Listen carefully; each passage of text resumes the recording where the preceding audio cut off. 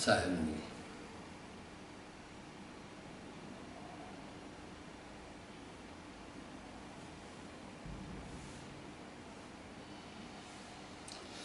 जिस प्रकार समुद्र में लहरें उत्पन्न होकर उसी में विलीन हो जाती हैं, इसी तरह मन की अवस्था है।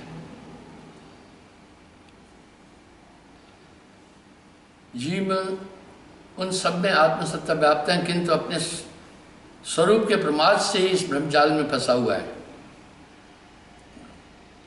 जब मन में वासनाओं का सर्वथा अभाव हो जाता है, तब देहाभिमान ही अवश्य निवृत्त हो जाएगा। वाह!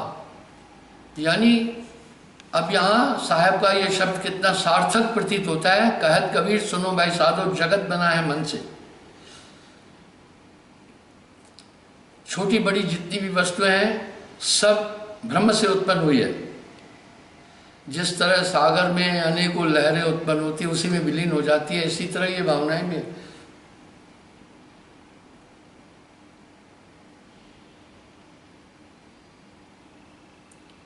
कर्ता और कर्म एक एकत्रित होकर उत्पन्न हुए। बिना कर्ता के कर्म का अस्तित्व नहीं। कर्म तो बिना कर्ता के हो ही नहीं सकता। आत्म सदैव अपने रूप में स्थित है। आत्मा अपने रूप से अलग ही नहीं होती है। ये तो मन ने आच्छादन किया। बिना सत्संग कुमत नहीं छूटी। जब सत्संग की प्राप्ति हो जाए तब जीव पुरुषार्थ में रत होकर आत्मपद की प्राप्ति की तरफ सचेष्ट होकर साधन करे, उसे अवश्य सफलता मिलेगी। मैं अक्सर लोगों से एक प्रार्थना करता हूँ, आप 1 घंटा ध्यान में बैठो। ध्यान में बैठकर गुरु की बताई विधि से सुमरन करो। जब आपका ध्यान सुमरन से हट जाए तो समझना मन आपको ले गया। अब यहाँ साहब एक बात साफ कह रहे हैं, त्रिकुटी मध्य बसे निरंजन मूंदा 10वां द्वारा, उसके ऊपर मकर तारे चढ़ो संभार संभार।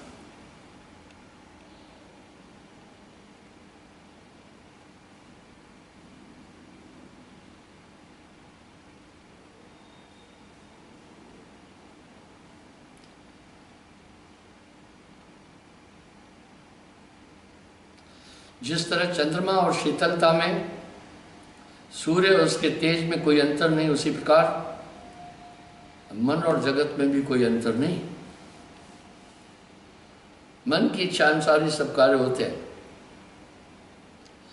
इस प्रकार यह समस्त जगत ब्रह्म की संवेदना के कारण है। देखिए, मन कारक और कारण है बंधन का। कर्ता और कर्म एक चित्त होकर उत्पन्न हुए। बिना कर्ता के कर्म का अस्तित्व ही नहीं होता। कर्म तो बिना कर्ता के हो ही नहीं सकता। आत्म सदैव अपने रूप में स्थित है। कल्पना के कारण ही उनमें नाना प्रकार के जगत भासते हैं। जैसे आप कल्पना करते हैं वो आपको दृश्य बनता जाता है अंदर में। अब यहाँ साहब एक शब्द बड़ा सटीक कह रहे हैं, काम काम सबको कहे, काम न चीने कोय, जेती मन की कल्पना काम कहावे सोए। बस मन की तरंग मार दो तो हो गया वजन।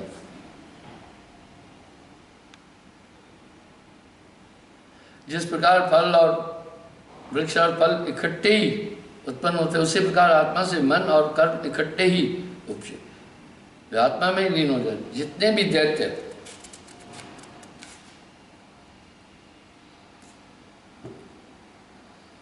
नाग, अप्सरा, गंधर्व आदि हैं, सब वहम से ही उत्पन्न हुए हैं। मृत्यु के उपरांत सभी उसी में लय हो जाते हैं।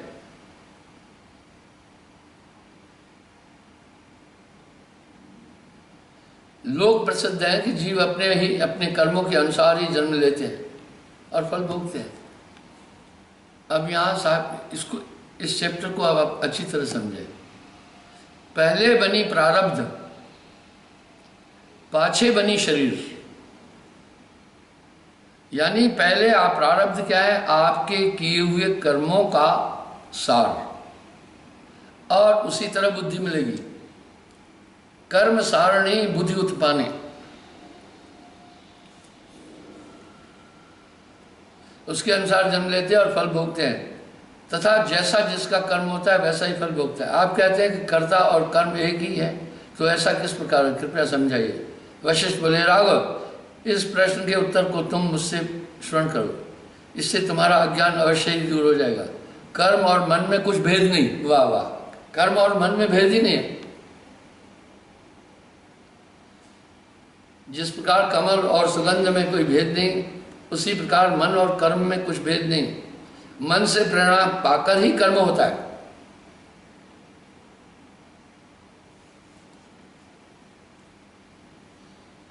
मन के संकल्प के अनुसार ही कर्म किया जाता है। मन में सुप्रति से वही क्रिया और वही कर्म भी कहलाता है।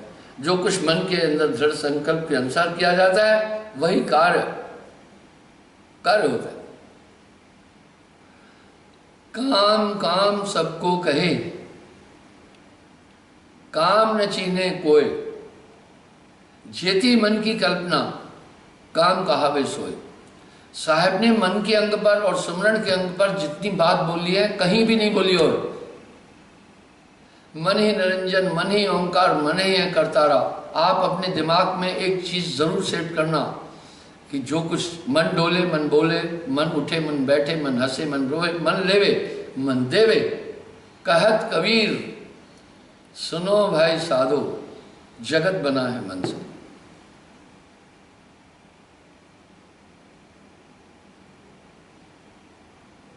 अगर आप कहीं विशेष यात्रा के लिए जाते हो, सर्वप्रथम उससे मन से प्रेरणा प्राप्त होती है।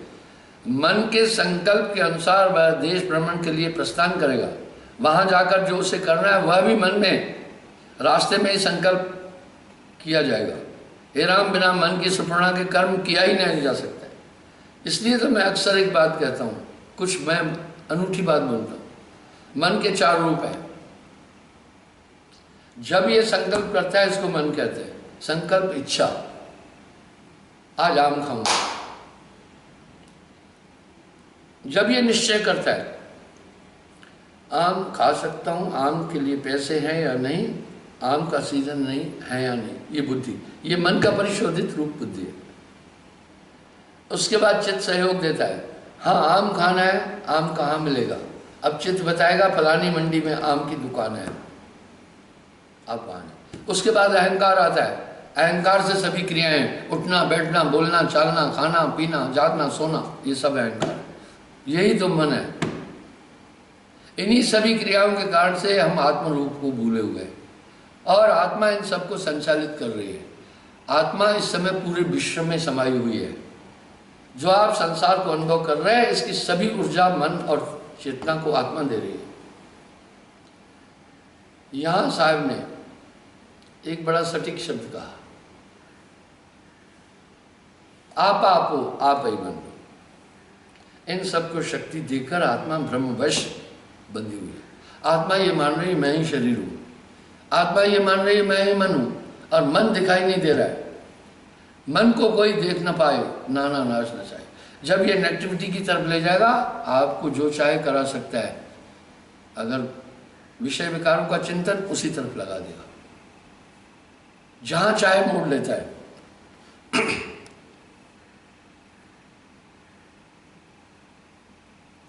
मन की स्मरणा के बिना कर्म किया ही नहीं जा सकता।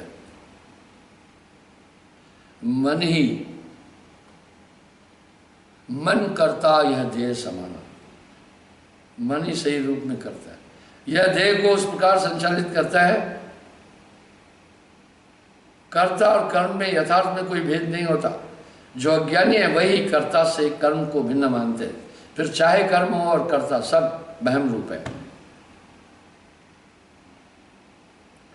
जिस प्रकार शीतलता के बिना बर्फ नहीं होती, उसी प्रकार चित्त के बिना कर्म भी नहीं हो सकता। देखो, यही तो है चित्त। अरे भाई, आपको याद है मेरी ये माँ है, आप पहचान रहे हैं, आपने देख लिया, हाँ उनका नाक नक्शा ऐसा है, वाह, आपने देख लिया इनका कद काठी है, तो ये सब चित्त के द्वारा ही तो है। पूरा संसार, कहत कबीर, सुनो भाई साधो, जगत बना है मन से। जब चित्त में संवेदन मिट जाता है तब चित्त भी नाश को प्राप्त होता है। चित्त के नाश हो जाने के पर कर्म का भी नाश हो जाता है, मन का नाश हो जाने पर जीव भी बंधन मुक्त हो जाता है। इस प्रकार एक के नाश होने पर दूसरे अनर्थकारी भावों का भी नाश हो जाता है। यहां साहब क्या करें, एक है साधे सब सधे, सब साधे एक जाए, माली सींचे मूल को रताए फल का है।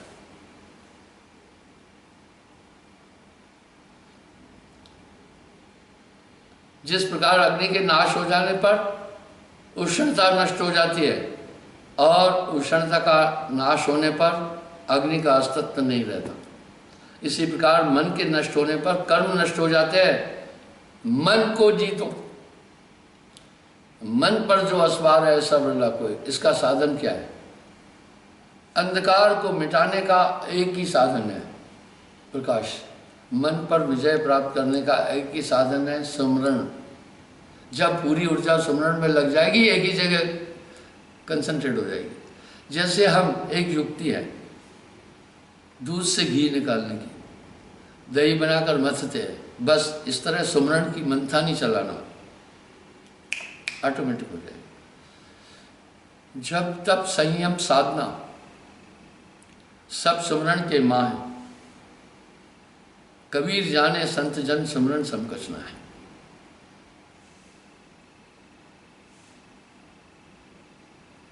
इस प्रकार मन के नष्ट होने पर कर्म नष्ट हो जाते हैं, कर्मों के नष्ट होने पर मन नष्ट हो जाता है। अतएव कर्म और चित्त में परस्पर कोई प्रकार का भेद नहीं, दोनों ही अभिन्न रूप हैं। एक का अभाव हो जाने पर दोनों का ही अभाव हो जाएगा। हे रघुनंदन, भावना का नाम ही मन है, यानी संकल्प ही मन है। चाह मिटी, चिंता मिटी, मनवा बेपरवाह, वो ही शहंशाह है जिसको ना ही चाह।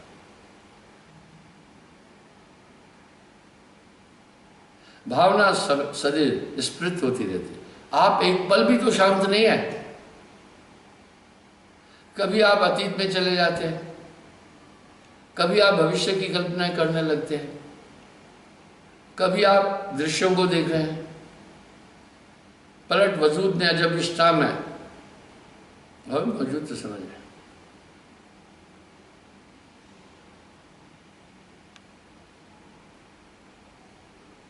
रघुनंदन बोले, हे प्रभु, आपने मन के दो रूप को बताया, जड़ अजड़। अब कृपया इन दोनों की व्याख्या करके समझे। जड़ और अजड़। वशिष्ठ बोले, हे राम, आत्म तत्व अनंत है। जब उसमें शक्ति का स्फुरण होता है तब मन की उत्पत्ति होती है। कल्पना से रहित मन का अस्तित्व नहीं।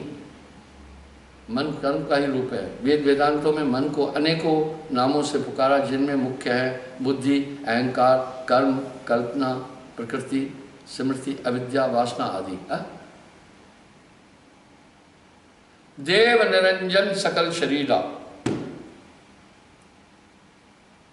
तामे भ्रम भ्रम रहल कबीरा। कहत कबीर, सुनो भाई साधो, जगत बना है मन से। मैंने कई बार बोला, योगा वशिष्ठ का मंथन करने पर सदगुरु कबीर साहब नजर आ जाएंगे। आप ग्रंथ साहब का मंथन करेंगे तो आपको वहाँ भी कबीर साहब नजर आ जाएंगे। अगर आप संतों की वाणी का मंथन करेंगे, 32 संत हुए जो प्रसिद्ध है, सूरदास जी, मीराबाई, दादू दयाल, गरीबदास जी इत्यादि इन संतों की वाणी का जब मंथन करेंगे तो उसमें साहब आएगा।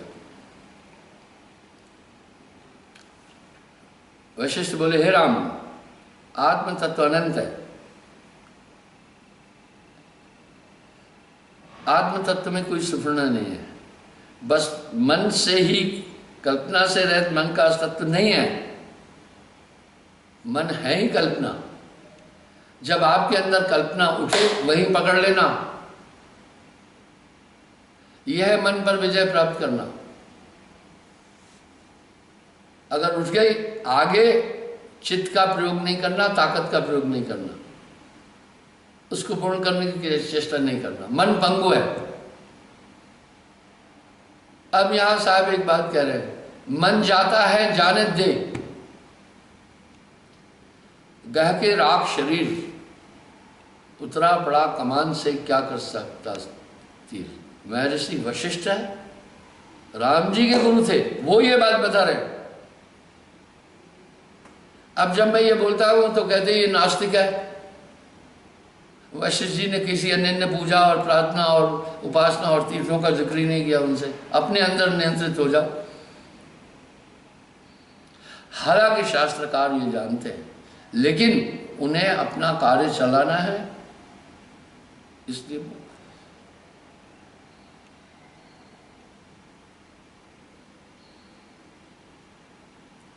वेद वेदांतों में मन को अनेकों प्रकार से पुकारा, जिनमें से मुख्य है बुद्धि, अहंकार, कर्म, माया, प्रकृति, स्मृति, वासना आदि। साहब क्या कह रहे हैं? यही तो कह रहे हैं, संतो तन खोजे मन पाया।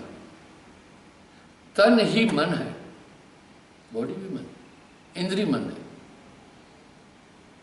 देव निरंजन सकल शरीरा,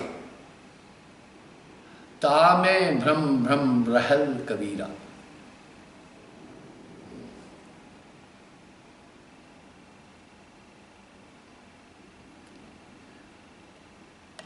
कल्पना का अभाव हो जाए तो संसार भी नष्ट हो जाएगा। हे राम, जेती मन की कल्पना काम कहा विश्व।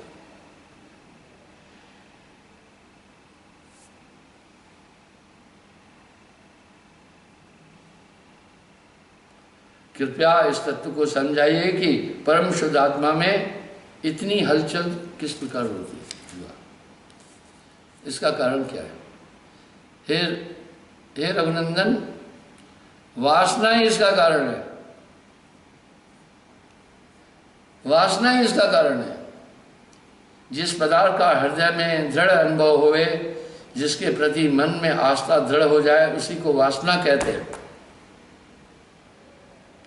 उदाहरण के लिए छोटे बच्चे को देखो,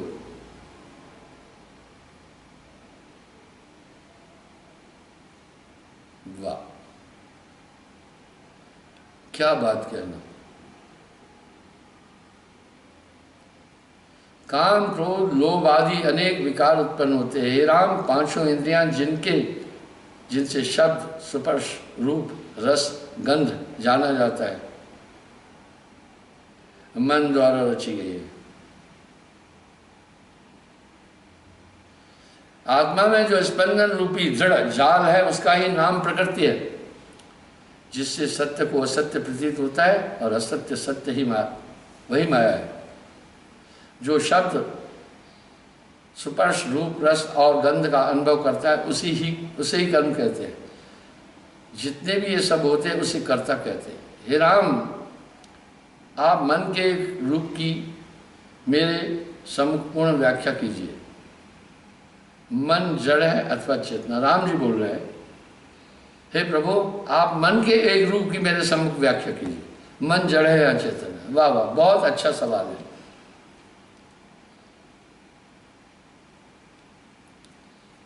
हे राम, मन न तो जड़ है और न चेतन।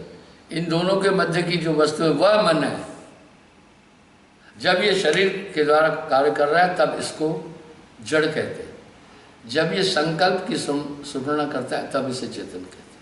पर दोनों शक्तियां इसको आत्मा से मिल रही है। जिस प्रकार बिजली जब हीटर में आती है आग देती है, बिजली वही है। जब कूलर में पहुंचती है ठंडक देती है।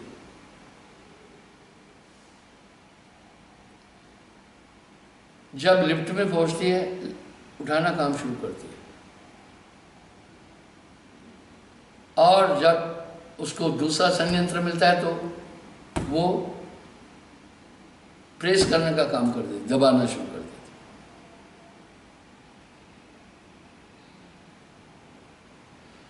मन कभी तो जड़ हो जाता है और कभी चेतन भाव की ओर। संकल्प के कारण मन अनेकों रूप को ग्रहण करता है।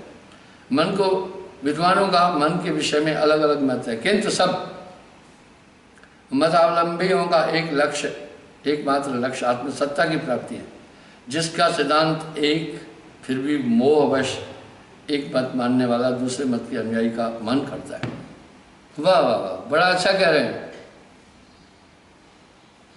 जड़ पदार्थों की उपासना करने वाले लोग, जब आप इनको नहीं करेंगे, आपको क्या कहेंगे कि ये नास्तिक है।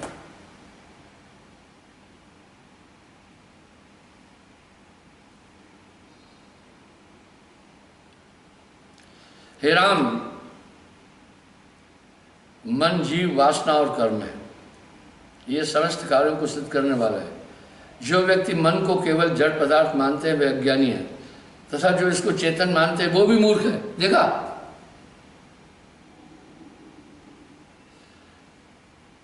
आप रोबोट को चलते हुए देख रहे हैं, उसका संचालन किसी प्रयोगशाला से हो रहा है, पर वो उससे बहुत दूर है। रोबोट को संचालित करने वाला नहीं दिख रहा है,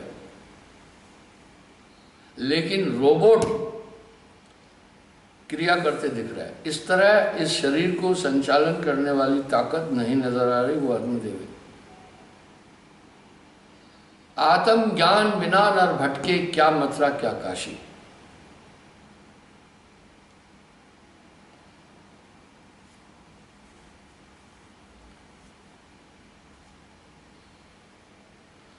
क्योंकि यदि यह केवल चेतन रूप ही होता तो जगत का कारण नहीं हो सकता था।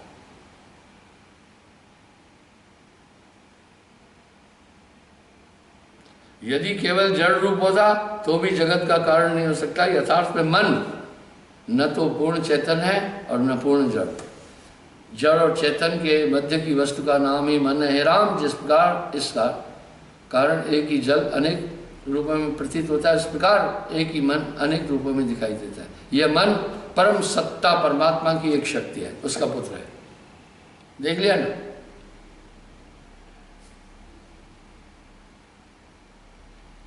उसी से उत्पन्न भी हुआ है, उसी में लीन भी हो जाता है।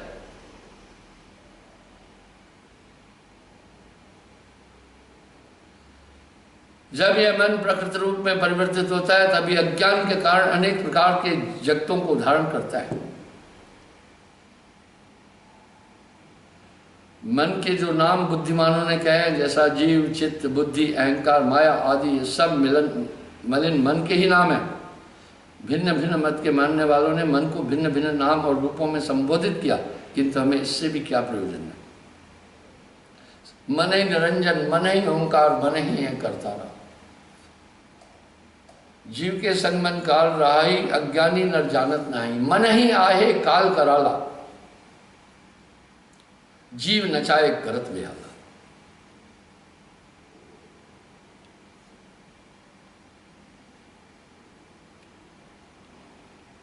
राम जी बोले, हे महामुने, आपके कथन अनुसार मैंने निश्चय किया मन ही इस समस्त जगत जाल का करता है, किंतु इस तथ्य का अनुभव किस प्रकार किया जाए। वाह, राम जी का सवाल है। ये कोई नाटक नौटंकी नहीं है, ये कोई उपन्यास नहीं है। इसमें गुरु शिष्य के प्रश्न उत्तर का संवाद है। ये पुस्तक भी मेरी छपी हुई नहीं है। मैं मन पर काफी बोलता हूं। तेरा बेरी कोई नहीं, तेरा बेरी मन।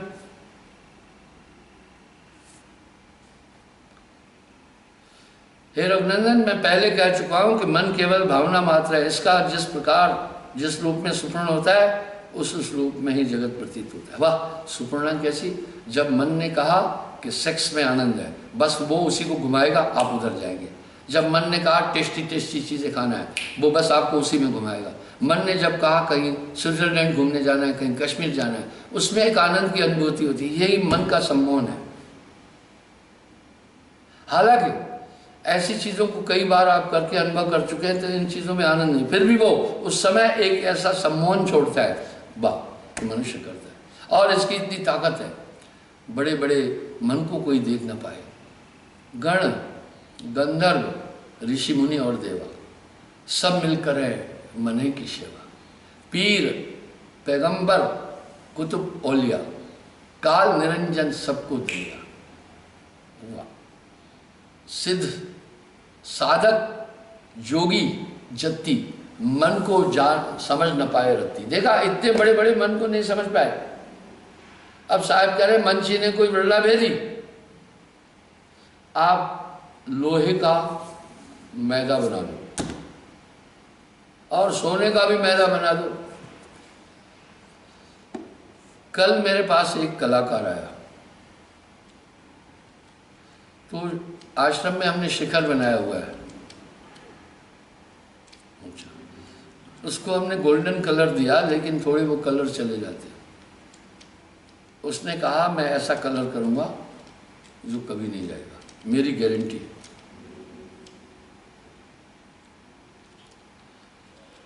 उसने मुझे कहा कि उसका जो एक कलश होगा 20 ग्राम सोने में मैं पूरा कलश सोने का बना दूँ। मैं हैरान हुआ। मैं लोगों से एक प्रार्थना करता हूँ कि इस समय आप आश्रम में बीमारों को मत लो, क्योंकि कोविड-19 एक इन्फेक्शनल डिजीज है। जिनको डॉक्टर जवाब दे चुका है वो यहाँ लेके आते हैं। मैं कहता हूँ ये बेवकूफ़ी है कि नहीं है? आप श्रद्धा रखो ना, यहाँ ला करके बाकी लोगों को संक्रमित करेंगे आप। और हमेशा मैं एक बात बोल रहा हूँ, सोशल डिस्टेंस, हाइजीन सैनिटेशन का पालन करो, ताकि ये संक्रमित रोग दूसरे तक नहीं पहुँचे। अभी एक माई एक आदमी को लाई, अपने पति को बोला, इसको डॉक्टरों ने जवाब दे रखा है गुरुजी, और भीड़ के बीच में खड़ा है, लोगों के बीच में खड़ा है, और मास्क भी लगाया जैसे खाना पूर्ति के लिए। मास्क नाक में तक लगाना है, ये बाधा आपको भी अनुभव हुई होगी।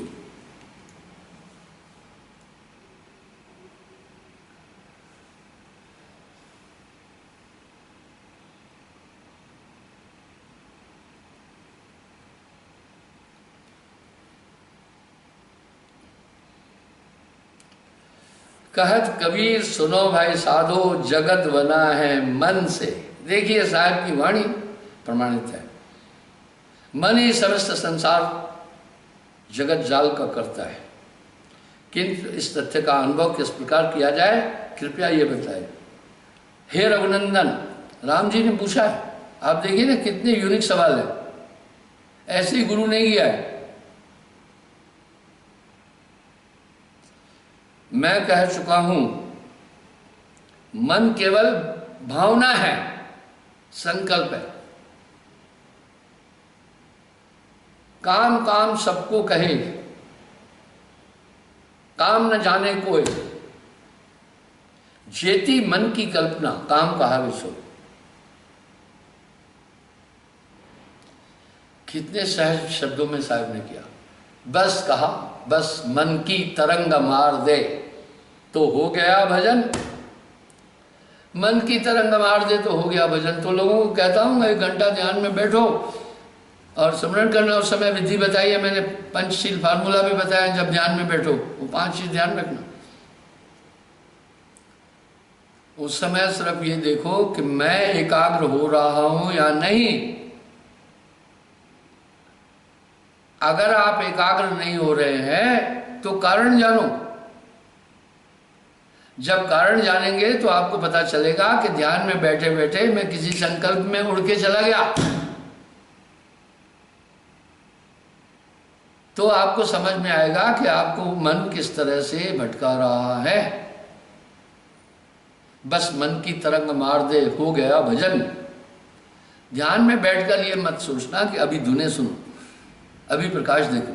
बस पलट वजूद में अजब विश्राम में होए मौजूद तो समझ जाए।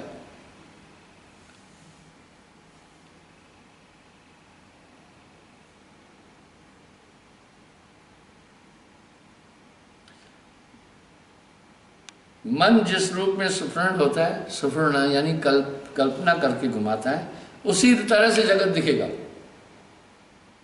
उसी तरह जगत दिखेगा। बड़ा भेद है। उस रूप में ही जगत प्रतीत होगा।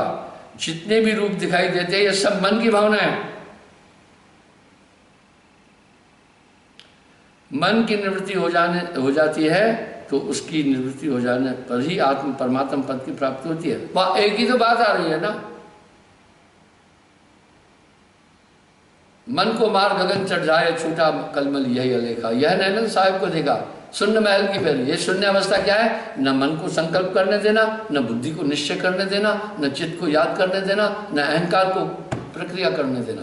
जब ऐसी स्थिति हुई वो फिर आप अपने में स्थित हो जाएंगे। यहां साहब कह रहे तन थिर मन थिर वचन थिर सुरत निरत थिर होए। कहे कबीर तादास को पला न पकड़े हुए। मैं यहां किसी पर व्यंग नहीं करता हूं। तमाम चैनलों पर भक्ति चैनल अभी उनकी ट्रेंड खत्म, उसका ट्रेंड खत्म हो चुका है। बहुत बड़े बड़े महान भाव आपराधिक मामलों में आजीवन कारावास पर जेल में है। इससे एक क्षति हुई। इससे क्या क्षति हुई वो बताएं। लोगों का भक्ति आस्था और गुरु से भाव खत्म हो गया। आज जब भी आप किसी को कहो हमारे गुरु के यहाँ चलो दीक्षा के लिए, पहले वही एक फार्मूला आपके आगे रटेगा। फलाना पाल देखो क्या कर रहा है, फलाना राम देखो क्या कर रहा है, फलाना बाबा क्या कर रहा है, फलाना स्वामी कहाँ बैठा है। ये सब ढकोसला है। वाह, इसका मतलब है भक्ति क्षेत्र को बहुत नुकसान हुआ। और बुद्धिजीवी वर्ग पीछे हट गया। कितने प्रसिद्ध, इतने नामी, जिनके लाखों लोगों में, कई लाखों में, मोर देन मिलियन लोगों में फॉलोवर थे, वो ऐसा कर रहे हैं। ये क्षति हुई।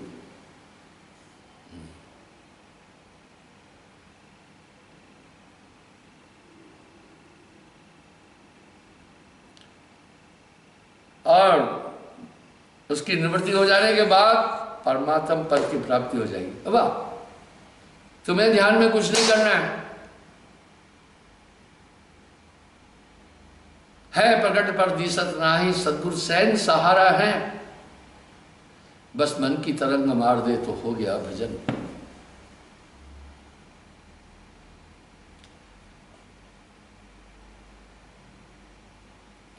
जो पुरुष ध्यान द्वारा समस्त विकारों और मन पर विजय प्राप्त कर लेता है वही मुक्त है। वशिष्ठ राम जी बोले, हे मुनीश्वर, आपने एक बार पहले कहा था कि जीव तीन प्रकार के होते हैं, सात्विकी, राजसी, तामसी। इन सब का आदि कारण आपने मन को बताया था। अतः अब कृपया यह समझाइए कि यह अशुद्ध रूपी मन शुद्ध ज्ञान रूप परमात्मा तत्व से उत्पन्न होकर इतने विस्तृत विश्व के रूप में किस प्रकार दिखाई देता है। इसमें इतनी गंदगी क्यों है? ये सवाल राम जी भी पूछे। हे राघव, जैसे मैंने तुझे पहले बताया, आकाश तीन है, चिदाकाश, चिताकाश और भूताकाश। ये सब आकाश भावना से एक समान रूप और अपने अपने रूप में आप स्थित है, जो सब में समान रूप से व्याप्त है। वह चिताकाश है जिससे जगत विस्तार को प्राप्त होता है। यह चिताकाश कहलाता है। यथार्थ में इसी चित्त से तो आपको ये पता है मेरी माँ है, मेरा बाप है, मेरा भाई है, मेरी बहन है।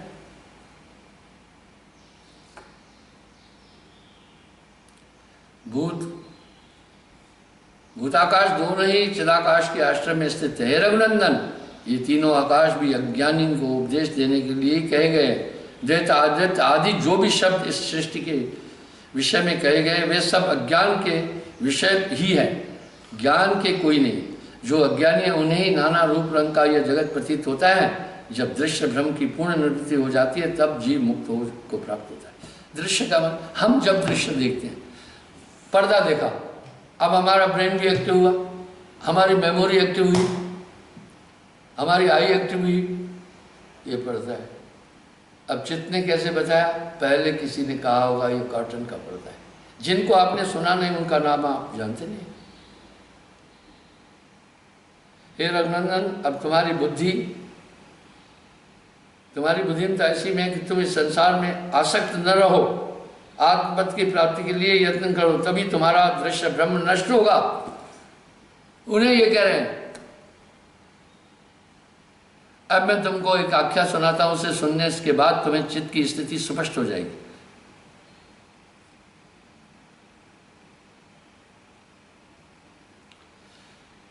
एक बार मैं निर्जन वन जंगल में जा रहा था। उस वन में मैंने एक बड़े अद्भुत जीव को देखा जिसके 1000 हाथ और 1000 नेत्र थे। वह अपने विशाल डील के कारण बड़ा परेशान था। कहीं भी एकाग्रचित्त होकर नहीं बैठता, दौड़ता ही रहता। जब दौड़ते दौड़ते थक जाता तो अपने ही हाथों से अपने शरीर को पीटता रहता था। कभी किसी कुएं में गिरकर कांटों से बिंध जाता, वहां से निकलकर फिर इधर उधर भटकता फिरता था। उसी दशा वही करुणाजनक थी। उसे इस दशा में देखकर मेरे मन में दया का आविर्भाव हुआ। मैंने उससे पूछा, अरे तू कौन है और इस तरह इस मिथ्या जगत में क्यों भ्रमित हो रहा है? मेरी वाणी सुनकर वह स्थिर हुआ और बोला, मैं कोई नहीं हूँ और न मैं कुछ कर रहा हूँ। तुमको देखकर अब मैं इस शरीर को छोड़ दूंगा और स्वतंत्र होकर विचरूंगा। हे राम, यह कहते उसका शरीर क्षीण होने लगा और एक क्षण में वह उसी शरीर को त्याग कर स्वतंत्र हो गया। मैंने नीति विचार में मग्न होकर और आगे बढ़ा। वहाँ भी मुझे ऐसा ही एक जीव और मिला। वह भी बड़ा कष्ट पा रहा था। उसने भी मुझे देखकर अपनी उस देह को त्याग कर दिया। मैं वहाँ से भी आगे चला तो मैंने एक और जीव को उसी प्रकार भटकते देखा। वह भी बड़ी करुणावस्था में था। मैंने उससे उसका वृत्तांत जानना चाहा, किंतु उसने मेरी एक न सुनी और भागकर मुझसे दूर चला गया। वहाँ जाकर भी वह पहले की तरह ही व्याकुल होने लगा। उसने मुझे नहीं पहचाना, नहीं तो वह भी उन जीवों की तरह स्वतंत्र हो जाता है। राम, अब जब ये कहेंगे, वशिष्ठ मुनि ने कहा, तुम्हारे जो शिक्षित वर्ग है नेट में उलझा हुआ है, कहेंगे ये भ्रम फैला रहा है, ये किया वो किया, और कुछ लोग इस तरह से मेरे खिलाफ भी कई ऐसी चीजें डाल देते हैं, कहते हैं ये भ्रम फैला रहा है। वो अज्ञानी पामर टाइप लोग हैं, उनको कोई ज्ञान नहीं है। अध्यात्म शक्तियां होती है।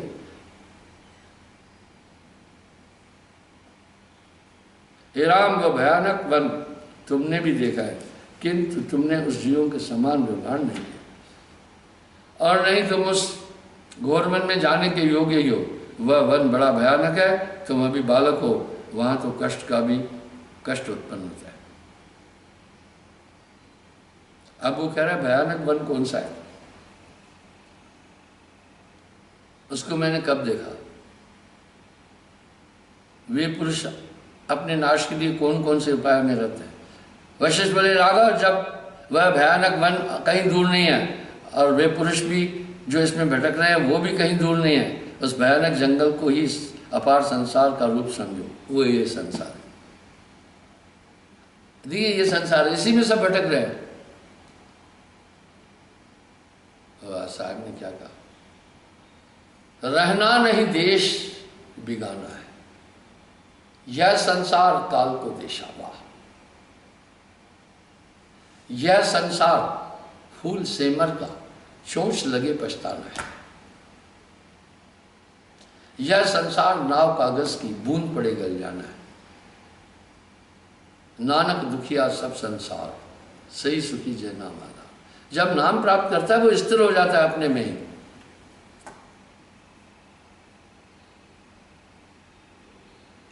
इसमें रहने वाले पुरुष ही मन है, वे ही कष्टदायक चेष्टाएं किया करते। वाह, देखिए मन है। मैंने कई बार बोला मन एक अशांत चीज है, यही भटक रहा है जिसके अनंत हाथ है। परम पुरुष का शाप है ऐसे, इसलिए ये स्थिर नहीं है। कोई कहे कि मैं मन को अपना निर्मल कर दूंगा, कभी नहीं मानना, ये कभी निर्मल नहीं हुआ। इस पर हमेशा नजर रखना। उत्तम विचारों को प्राप्त करने के बाद भी अगर आप असावधानी किए फिर गिर जाओगे। इसलिए इस पर हमेशा नजर रखना, भूलना नहीं। इसको कभी ये मत सोचना अभी मैं शुद्ध हो गया ना, हमेशा इस पर नजर रखना, हमेशा चेतन रहना। ये कभी भी तुम्हें फिर गिरा सकता है। कोई कोई पहुंचा ब्रह्मलोक तक, धर्म आया ले आई। कल पुनः आपके समक्ष आऊंगा, समय हो रहा है। मुझे प्रवचन करते 45 मिनट हो गए कल। साहेब।